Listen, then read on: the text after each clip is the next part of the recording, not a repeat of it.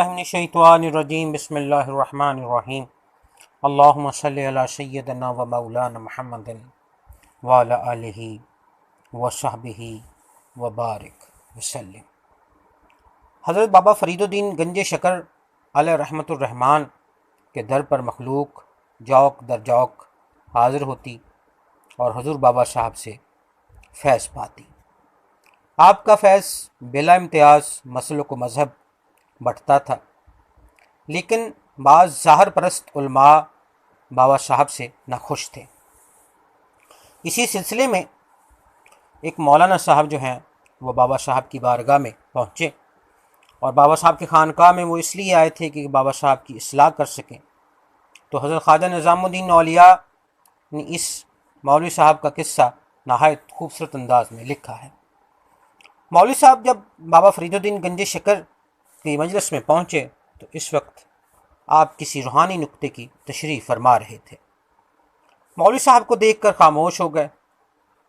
وہ باتیں مولوی صاحب کی شعوری شکل سے کہیں زیادہ گہری تھیں۔ مولوی صاحب نے بابا فرید کو خاموش دیکھا تو اس انداز سے گفتگو شروع کی گویا وہ علم کا بحر بے کراں ہے اور دوسرا کوئی بھی ان کے سامنے کوئی حقیقت و حیثیت نہیں رکھتا۔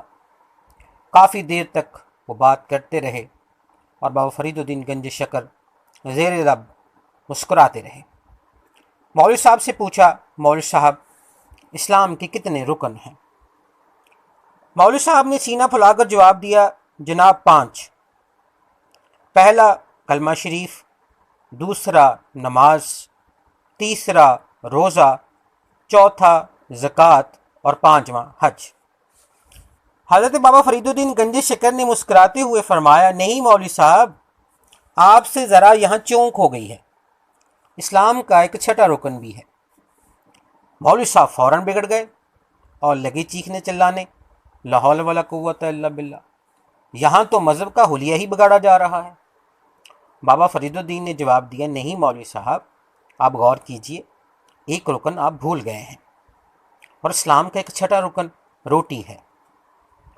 مولوی صاحب کو حضرت بابا فرید الدین گنج شکر علیہ رحمۃ الرحمن کی یہ بات بہت بری لگی اور ان کو بہت غصہ آیا، اور مولوی صاحب کہنے لگے، تم جیسے جاہل لوگ ہی ایسے لا یعنی مسائل بیان کرتے ہیں، اسی لیے تو ہم کہتے ہیں کہ یہ کام ہمارا ہے، ہم عالموں کا ہے کہ ہم مذہب کی تفہیم کریں۔ جاہلوں کو علم سے کیا سروکار؟ اس قسم کی خرافات کا اظہار کر کے وہ اٹھے اور غصے میں اول فول بکتے ہوئے وہاں سے تشریف لے گئے۔ اسی واقعے کے کچھ عرصے کے بعد مولوی صاحب حج کی ادائیگی کے لیے حجاز مقدس تشریف لے گئے۔ حج کے بعد انہوں نے وہاں پر 7 برس قیام کیا اور پھر وہ بحری جہاز کے راستے وطن واپسی کا انہوں نے سفر اختیار کیا۔ راستے میں جہاز طوفان میں پھنس گیا۔ خوفناک سمندری لہروں نے جہاز کو سمندر میں غرق کر دیا۔ سارے مسافر ڈوب گئے۔ چونکہ مولوی صاحب کی زندگی ابھی باقی تھی، چنانچہ جہاز کی ایک ٹوٹے ہوئے لکڑی کے تختے کا سہارا ان کو مل گیا اور وہ بہتے بہتے بہتے ساحل سے آ لگے۔ خشکی پر تو پہنچ گئے تو پتہ چلا کہ یہ ایک چھوٹا سا بے آباد اور سنسان جزیرہ ہے، جہاں سبزے کا بھی نام و نشان نہیں ہے۔ ہر طرف خشک پہاڑ آسمان سے باتیں کر رہے ہیں، حتیٰ کہ سورج کی گرمی سے بچنے کے لیے بھی کوئی جائے بنا نہیں تھی۔ کافی دیر تک مولوی صاحب ادھر ادھر گھومتے رہے، بہت کوشش کی لیکن انہیں کچھ بھی دکھائی نہ دیا۔ چنانچہ اسی طرح وہ کسی طرف جا بیٹھ گئے۔ اب یہ مسئلہ درپیش تھا کہ وہ پیٹ کی آگ کیسے سرد کریں، نہ پینے کو پانی ہے نہ کھانے کی کوئی چیز ہے، بھوک و پیاس سے جان لبوں پر آتی گئی۔ 3 دن اسی طرح بے چینی کے عالم میں گزر گئے۔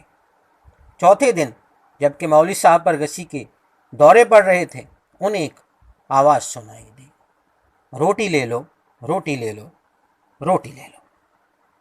اس آواز کو سن کر مولوی صاحب اس طرح اچھل کر کھڑے ہو گئے گویا بچھو نے ڈنگ مار دیا ہو۔ باہر آ کر دیکھا تو ایک آدمی سر پر تھال اٹھائے اور کاندھے پر مشکیزہ لٹکائے آوازیں لگا رہا ہے۔ مولوی صاحب دوڑ کر اس کے پاس گئے اور بہت گڑ گڑا کر بولے، بھائی جان، میں مسافر ہوں، جہاں سمندر میں سب جہاز غرق ہو گیا تھا اور میں یہاں 3 دن سے بھوکا پیاسا ایڑیاں رگڑا ہوں، روٹی خریدنے کے لیے تو میرے پاس کچھ بھی نہیں ہے۔ اس آدمی نے کہا، میرے پاس روٹی بھی ہے، پانی بھی ہے، لیکن میں دکاندار ہوں، بغیر قیمت لیے کسی کو روٹی پانی نہیں دیتا۔ مولوی صاحب نے پوچھا، بھائی کیا تم مسلمان ہو؟ اس نے جواب دیا، جی الحمدللہ میں دین اسلام کا نام لیوا ہوں۔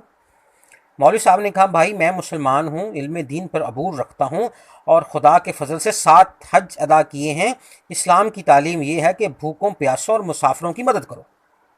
اس وقت میں حاجت مند ہوں، اگر مجھے کھانا کھلاؤ گے تو خدا کے ہاں اجر عظیم پاؤ گے۔ اس آدمی نے کہا، آپ درست فرماتے ہیں، لیکن میں اس طرح روٹی بانٹنے لگوں گا تو میرا تو کاروبار ٹھپ ہو جائے گا۔ مولوی صاحب اس کے آدمی کا یہ کرارا جواب سن کر بہت مایوس ہوئے، اس کی منت سماجت کی کہ بھائی خدا کے لیے مجھ پہ رحم کرو۔ اس شخص نے کہا، اچھا آپ اپنے 7 حج کا ثواب مجھے دے دیں، میں آپ کو روٹی دے دوں گا۔ مولوی صاحب کی جان پہ بنی ہوئی تھی، فوراً بولے، میں تجھے 7 حج کا ثواب میں نے بخش دیا۔ یہ سنتے ہی اس آدمی نے تھال سر سے اتاری اور مولوی صاحب کے سامنے رکھ دی۔ مولوی صاحب نے پیٹ بھر کر روٹی کھائی اور جی بھر کر پانی پیا۔ اس کے بعد اس شخص نے خالی برتن سمیٹا اور تیزی سے ایک طرف چل پڑا۔ مولوی صاحب نے اس کا پیچھا کرنے کی کوشش کی، لیکن وہ پہاڑ کی بھول بھلائیوں میں نہ جانے کا ہم غائب ہو گیا۔ مولوی صاحب نے بہت تلاش کیا، لیکن اس کے مسکن کا کچھ بھی پتہ نہ چل سکا۔ آخر کار تھک ہار کر وہ سمندر کے کنارے ہی بیٹھ گئے کہ شاید کوئی جہاز یا کشتی ادھر سے گزرے تو اسے اشارہ کر کے اس جزیرے کی قید سے نکلنے کی کوشش کریں۔ لیکن بیٹھے بیٹھے شام ہو گئی، وہ تو اسی طرح دن گزر گیا۔ اگلے دن کا سورج طلوع ہوا تو مولوی صاحب کو بھوک پیاس نے دوبارہ ستایا۔ دوپہر تک اسی طرح غشی کے دورے پڑ رہے تھے۔ اسی وقت پھر وہی روٹیوں والا آدمی نمودار ہوا۔ روٹی کے عوض مولوی صاحب نے ساری عمر کے روزوں کا حساب لیا۔ 4 دن تک یہی واقعہ پیش آتا رہا اور مولوی صاحب اپنی ساری عمر کی نمازوں، زکوٰۃ اور ہر قسم کی عبادات اور نیکیوں کا ثواب بھی اس شخص کو دے بیٹھے۔ چوتھی بار وہ شخص آیا تو مولوی صاحب سے کہنے لگا، بھائی اب تو میرے پاس کچھ بھی نہیں بچا، سب تو نے لے لیا، اب تو مجھ سے کیا لے کر اس کے عوض مجھے روٹی دے گا؟ تو اس شخص نے جواب دیا، پہلے تو تم نے اپنی عمر بھر کی نمازوں، روزوں، زکوٰۃ، 7 حج اور نیکیوں کا ثواب مجھے بس زبانی بخشا تھا، اب میں یہ کلم و دعات اپنے ساتھ لایا ہوں۔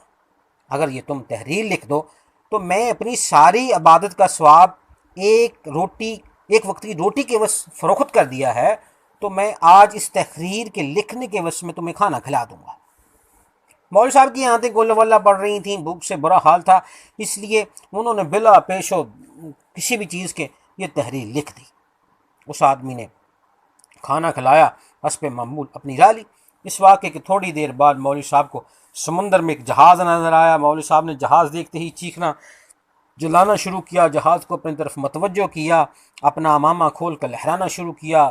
خدا کا کرنا ایسا ہوا کہ جہاز والوں نے مولوی صاحب کو دیکھ لیا اور ایک کشتی صاحب پر بھیج کر انہیں جہاز پر سوار کرایا گیا۔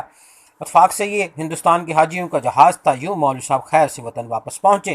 جب واپس وطن پہنچے اور کافی دن گزر گئے اور انہوں نے دوبارہ اپنی زندگی کی سرگرمیاں شروع کیں تو ان کے ساتھیوں نے کہا کہ جناب وہ بابا فرید الدین گنج شکر کے پاس تو جانے والے لوگوں کی تعداد دن بدن بڑھ رہی ہے اور وہ لوگوں کو گمراہ کر رہے ہیں۔ چنانچہ پھر مولوی صاحب نے کوشش کی کہ جناب وہ بابا فرید کی جا کے اصلاح کریں گے۔ وہ مولوی صاحب جو ہیں بابا فرید الدین گنج شکر کے آستانے پر پہنچے۔ بابا فرید الدین گنج شکر نے مولوی صاحب کا استقبال کیا اور مسکراتے ہوئے پوچھا، مولوی صاحب آپ ہم سے ناراض تو نہیں ہیں؟ مولوی صاحب نے شرک اور بدعت کی بحث کا آغاز کرنا چاہا تو بابا فرید صاحب رحمۃ اللہ تعالیٰ علیہ نے فرمایا، آپ حج پر جانے سے قبل اس فقیر کے پاس تشریف لائے تھے، اس وقت ہم نے اسلام کے 6 رکن روٹی کا ذکر کیا تھا اور اس وقت آپ شدید ناراض ہو گئے تھے اور فقیر کو جاہل قرار دے کر چلے گئے تھے۔ ہمیں آپ کی ناراضگی کا بڑا صدمہ تھا اور ہم آپ کو بہت یاد کرتے تھے۔ مولوی صاحب چونک گئے اور بولے، اوہو، مجھے تو یہ واقعہ یاد ہی نہیں رہا، لیکن اب بھی یہی کہوں گا کہ صوفی لوگ اپنی کم علمی کی وجہ سے ایسی باتیں کرتے ہیں جو شریعت کے خلاف ہوتی ہیں۔ اسلام کا 6 رکن کوئی نہیں ہے۔ بابا فرید الدین گنج شکر نے فرمایا، مولوی صاحب میں نے سنائی بات نہیں کر رہا ہوں، میں یہ بات دیکھی دکھائی ہوئی کر رہا ہوں۔ مولوی صاحب نے کہا اگر فی الواقع ایسا ہے تو آپ مجھے یہ بات لکھی ہوئی دکھا دیجئے۔ بابا فرید الدین گنج شکر نے اپنے خادم کو آواز دی اور فرمایا میری فلاں کتاب لاؤ۔